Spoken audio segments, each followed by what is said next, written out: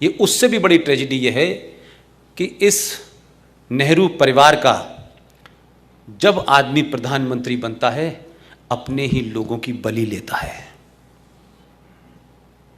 नेहरू जी प्रधानमंत्री बने, इस देश के एक बहादुर आदमी जिसने दुनिया में जाकर के चैलेंज किया, आपके नॉर्थ ईस्ट के इलाके को कब्जा लिया, 40,000 लोगों की फौज बनाई और 26,000 लोग उस फौज के मारे गए। और यहां गाना लता मंगेशकर गा रही हैं कि बिना खड़क बिना ताल दे दी हमें आजादी बिना ढाल के।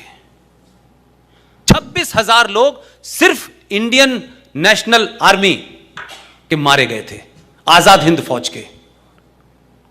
21 लाख लोगों को डिवीजन में मारा और पूरे मेरठ से लेकर इस इलाके के अंदर सब जगह पेड़ों के ऊपर लाशें लटकी हुई थी।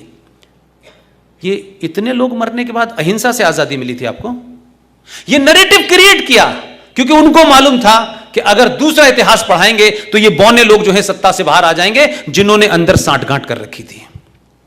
मेरा गांधी जी से सिर्फ इतना ही कहना है, गांधी जी आपको सत्ता नहीं चाहिए थी, आपको प्रधानमंत्री नहीं बनना था, आपने देश में एक मुकाम प्राप्त कर लिया था, लोग आपकी बात पे यकीन कर रहे थे। आपने देश को एक वादा किया कि मेरी लाश पे पाकिस्तान बनेगा, लेकिन गांधी जी आप हमें कहीं लड़ते हुए तो नजर आते, कहीं धरना प्रदर्शन करते तो नजर आते कि आपने देश के बंटने के खिलाफ कोई धरना दिया, प्रदर्शन किया, आपने जिद अटली, आपने नेहरू जी को भी साइडलाइन कर दिया होता तो हम मानते कि आपने कुछ ईमानदारी से काम किया। लेकिन आप किस किस बात पे अड़ गए कि 14 में से 1 वोट नहीं मिला, कहा कि नेहरू की हार तो मेरी हार है। आपने उस जमाने के हाई मॉरल ग्राउंड लोगों के उस इमोशन को एक्सप्लॉइट किया, उन्होंने छोड़ दिया। पूछिए एटली साहब जब हिंदुस्तान आए थे, क्योंकि भारत को जब तथाकथित आजादी के दस्तावेजों पे साइन हो रहे थे तो सीआर एटली यहां आए थे आजादी के बाद में बंगाल में, और बंगाल में जो गवर्नर थे उस गुप्तगू का पूरा जिक्र है, वो बातचीत जो उनके बीच में हुई है इट्स अवेलेबल।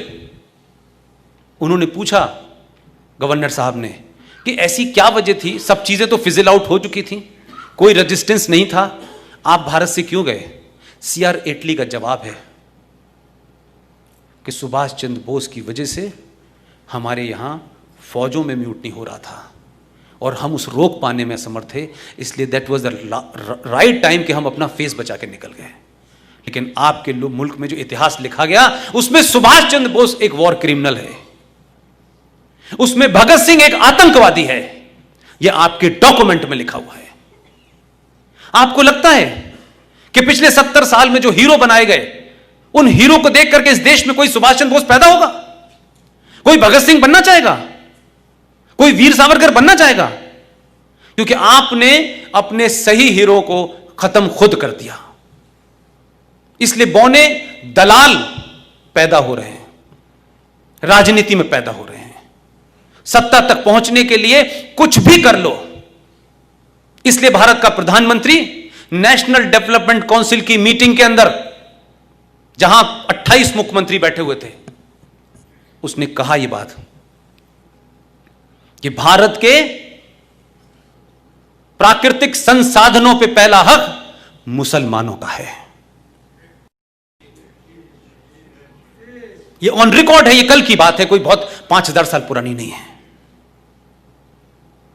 इसलिए उस पार्टी को कोई शर्म नहीं आई, उनका इतिहास नहीं पूछा, ये कौन लोग हैं जिन्होंने इस लार्जर कम्युनिटी को बचाने के लिए अपने 4-4, 5-5 साल के बच्चों को चिनवा दिया।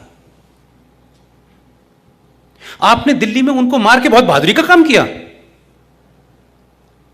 एक कपूर कमीशन है, मैं आज आपको बता रहा हूं, ये देश को नहीं बताया गया।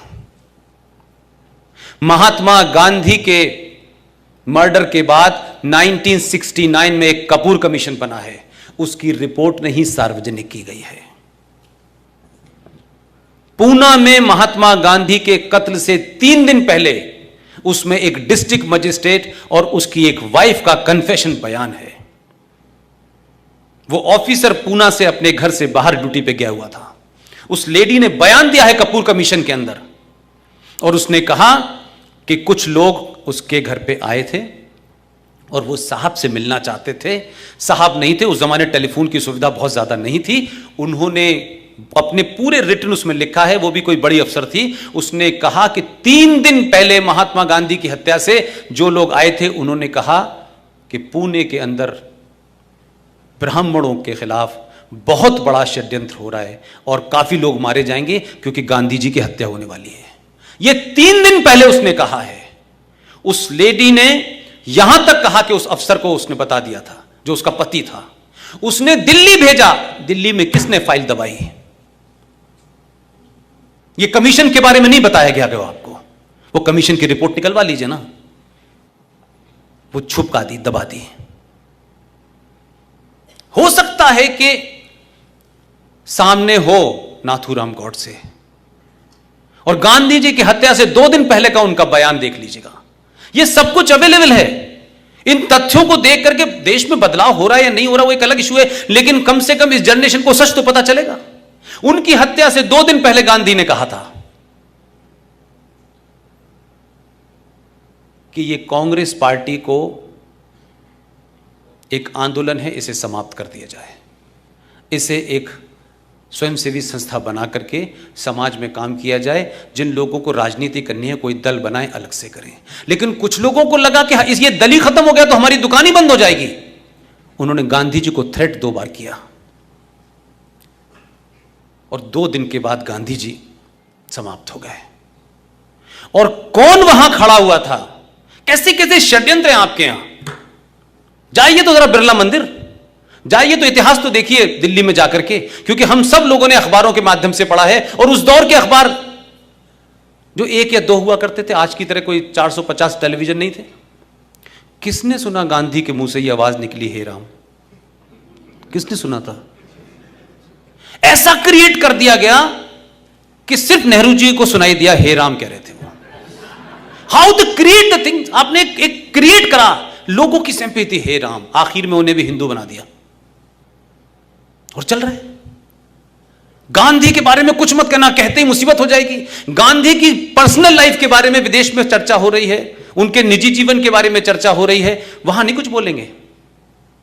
लेकिन जैसे ही इस देश में भारतीय जनता पार्टी और आरएसएस को कॉर्नर करना हो तो 2 एजेंडे लेके खड़े हो जाओ कि आरएसएस तो वो पार्टी है, वो संगठन है जिसका गॉडसे जो था मेंबर था।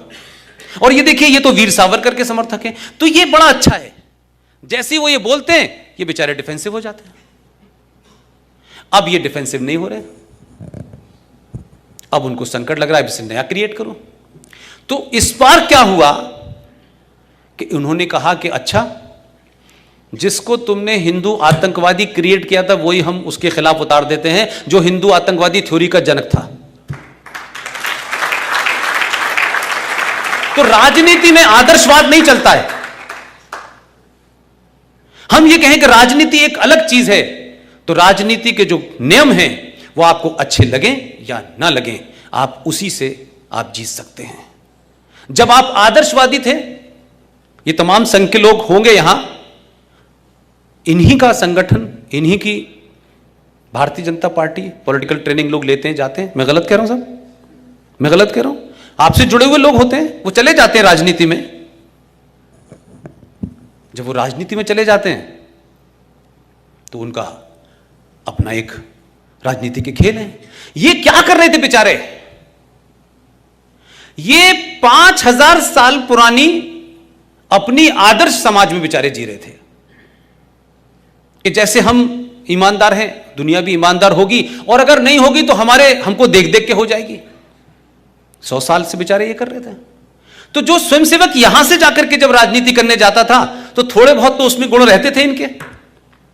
तो जब तक ये आदर्शवाद से लड़े तब तक पार्लियामेंट में ये 1 फूल 2 माली थे। लेकिन जब इनको समझ में आ गया कि फुटबॉल के ग्राउंड में हॉकी के नियम नहीं चलेंगे, तो जब इन्होंने नियम बदले तो अब हाहाकार मचा हुआ है। ये 2 घुमा रहे हैं भाई, ये 2 चला रहे हैं। तो आपको 5000 साल पुराने हथियार से आज के इस्लामिक आतंकवाद को आप सामना नहीं कर सकते।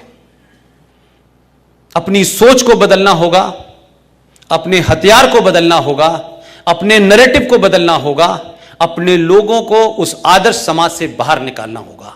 वो आपका ख्वाब है कि जब आदर्श व्यवस्था हो जाए तो वैसे ही रहिएगा, लेकिन ये समाज आदर्श समाज नहीं है। जिनसे लड़ रहे हैं वो आदर्शवादी लोग नहीं है।